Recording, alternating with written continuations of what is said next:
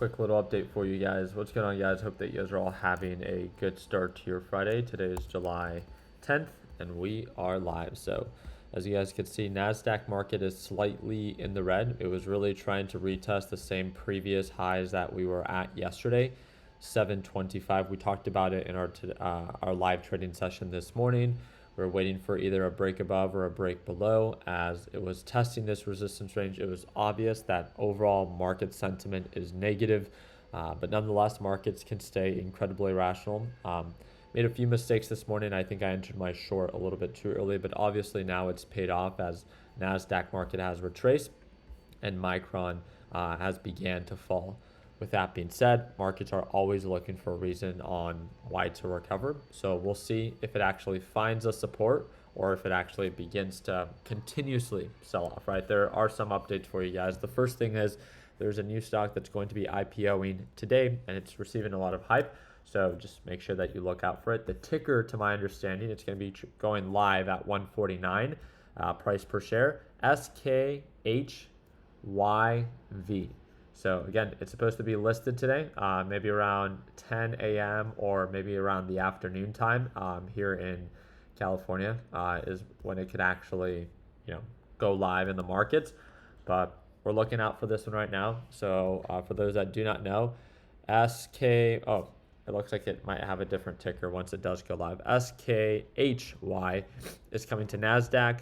The planned listing targets over 28 billion, edging past Alibaba's New York debut in 2014. Hynix is the world's #1 HBM maker at 57% share, and HBM is sold out until 2028. So again, definitely something that is experiencing a lot of hype. So we'll see if it kind of props up the market once it actually does go live, or if once it does go live, kind of similar to when SpaceX went live, a lot of money went into SpaceX, and then Rocket Lab since then has been taking an absolute hit. Again, no one's even talked about Rocket Lab. I would encourage you to look out for anybody that encouraged you to buy it. I'm pretty sure that they've been quiet since the SpaceX IPO because Rocket Lab is down nearly 50%. From the highs of 156 to the lows of right now of 79, this thing is down 49%. Another great reason on, again, when hype is presenting itself, there's nothing wrong with taking a trade, but being mindful of that exposure, I think, is very needed. So much consolidation. This was kind of like the biggest issue in today's live session with my LPP team, is that there was so much consolidation and I was getting really frustrated where markets were not making new lows. So again, our job is to work with the market and what it's showing us versus hoping for something to happen that just simply isn't, right? Markets are super choppy, especially a lot of these semiconductors. Again, if you work with them, there is a lot of money to be made from the lows to the highs, right? I can short into the lows, I can go long into the highs, vice versa, right? So again, a lot of choppiness. Direction does seem to be a little bit more on the bearish side for these semiconductors today, but we'll see if that continues, right?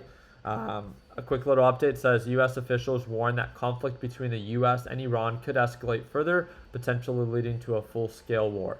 But again, Trump loves to undermine things. He says President Trump says that the U.S. and Iran have agreed to continue talks, but that ceasefire is still over. Also, a lot of you guys might have noticed Meta is trading at a more elevated level today. And if you look at that, Meta is trading up 6% on the day finally. But again, when you look at the larger time frames, you can see that Meta has a history of this. It runs up, it sells off, it runs up, it sells off, it runs up, it sells off. So I personally wouldn't get FOMO into these rallies, knowing that they tend to be short-lived and then begin to gap down. Meta is still down from its highs of 794. Again, it is currently trading at 672, but previous lows of 559. So just something to take into consideration.